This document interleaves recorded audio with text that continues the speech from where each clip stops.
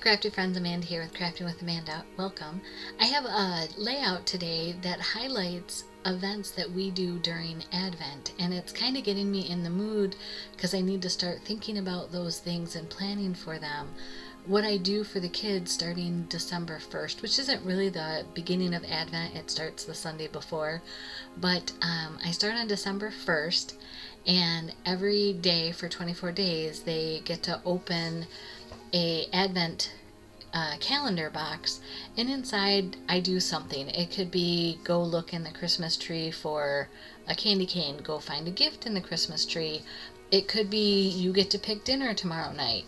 So these are things that we do during Advent, and these are from years ago.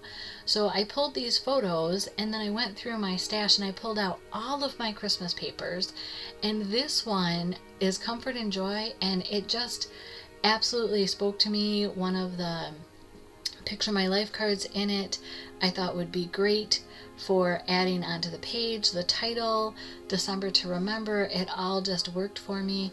As you can see, typically one of the Sundays in Advent, the Sundays are normally a family day activity, so we'll go sledding, or we'll build gingerbread houses, or we'll bake, like you can't really see in this photo, but one of the photos on here is we baked some of the applesauce and cinnamon ornaments, and then you decorate those and they just smell so good on the tree. So this is a punch that I've had for years. It was a Christmas gift actually, and I just thought this, with the gold from the Picture My Life card and the title, I needed to bring in another element of gold. So as you saw, I just punched the edge out and then trimmed it real thin, and I'm gonna go ahead and place this next to the poinsettia paper, and I'll trim it so that I don't have to have, because I just have that scrap of gold that's in my pile of scraps here on the desk, and I'll trim it so that I can get it to look like that one piece goes all the way across underneath these two elements. And I'll do the same again for the top.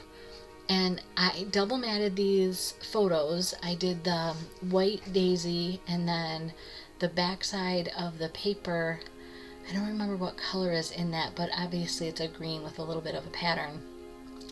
And I just thought that this paper worked. I needed something that had some blue, since our youngest shirt is so blue, and in the poinsettias and then in the stripes behind, there's just a wee bit of that. I don't know if it's Carolina blue or it's even Glacier has a little bit of a blue tint to it.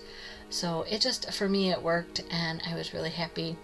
Like I said, just looking at these photos and scrapbooking this page really put me in the mood for Christmas.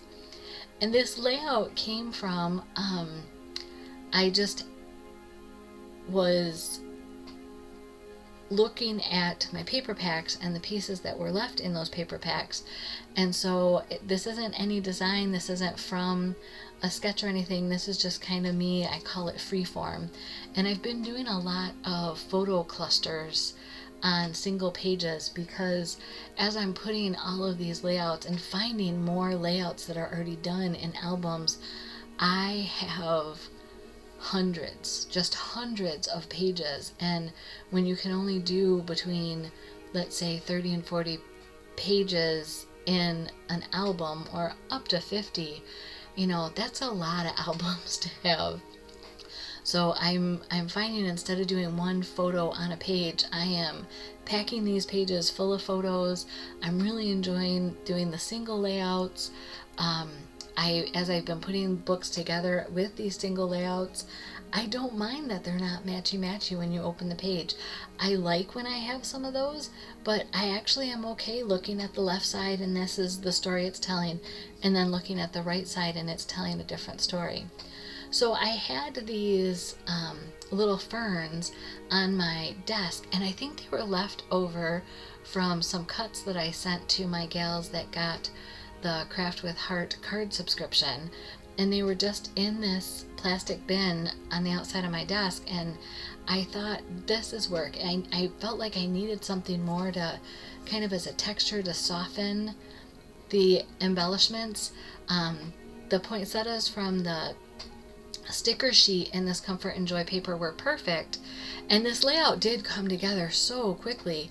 But just having these ferns, and as you see, I like to dip the ends into glue and then put them on my layout, and especially since they're going under stickers, that's more than enough to keep them on there.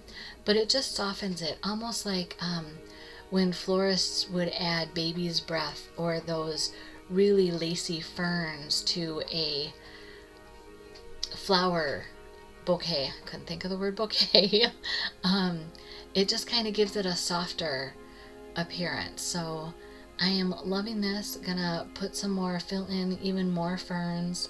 There's not much journaling I need to do. I basically just said, during the Advent we do a family activity on the weekends plus some, quicker activities. Sometimes in the box there'll be go look here for something, and I'll have just like a candy bar or something special. For us, soda is special, so I would get them the IBC root beers or cream sodas, and I would have those hidden. And so there would be a note saying go here and look behind this place, and they were all excited to be able to have that soda to go with supper. And then I keep this in here. I had the thread. I thought these clusters needed something more, and a little thread spool or knot would work great. But I tried to push it under there, and then I got caught up in the sides of the fern, and then I was just pushing it in again, and it was funny. I was laughing. I'm like, oh, I'll just cut all this out. And I decided no.